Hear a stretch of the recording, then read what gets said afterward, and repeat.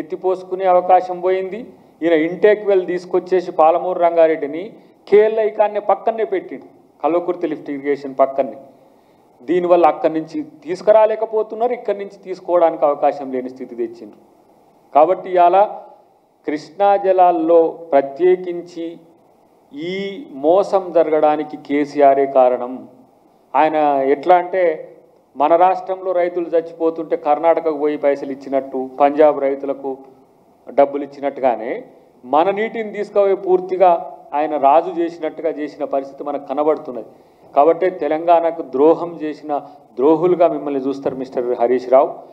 మీకు తెలిసి తెలియని మిడిమిడి జ్ఞానంతో మీకే తెలిసినట్టుగా మీరే అనుకొని చేసే ప్రకటనలు తెలంగాణ ప్రజలు నమ్మకండి అని చెప్పి నేను వారికి విజ్ఞప్తి చేస్తున్నాను. ఎందుకంటే ఇట్లాంటి పవర్ పాయింట్ ప్రజెంటేషన్లతోనే, ఇట్లాంటి అరకొర తెలివితోనే అట్లాంటి ప్రాజెక్టులు కట్టి 1,00,000 కోట్ల రూపాయల నికర నగదు మళ్ళీ కార్పొరేషన్ అప్పుల పేరు మీద మూడో టీఎంసీకి కూడా మళ్ళీ ఇంకో 3వ లైన్కి కూడా ప్రయత్నం చేసిండ్రు. ఇలా మీ యొక్క దీవెనల వల్ల ఆ కాళేశ్వరం 3వది రాలేదు, కానీ అట్లా కూడా అబద్ధాలు చెప్పేసి ఇంకో పర్మిషన్ తీసుకొచ్చి కూడా తెలంగాణ ప్రజల మీద ఆ వైట్ ఎలిఫెంట్ను వృద్ధి పడేసే ప్రయత్నం ఉంటుండే.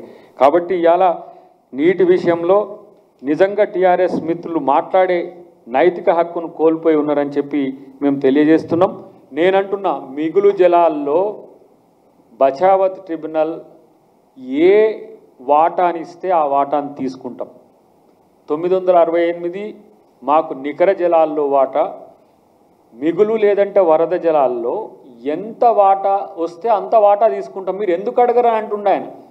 ఫస్ట్ అపెక్స్ కౌన్సిల్లో మీరెందుకు ఇంతవరకు అపెక్స్ కౌన్సిల్కి పోకుండా ఉన్నారో ఒక్కసారి పోయి మళ్ళొక్కసారి ఎందుకు బంద్ చేసిండ్రో చెప్పండి. నేను ఇప్పుడు కేంద్ర ప్రభుత్వాన్ని మేము డిమాండ్ చేస్తున్నాం. అపెక్స్ ఇప్పుడు 2 ముఖ్యమంత్రులతో కలిసి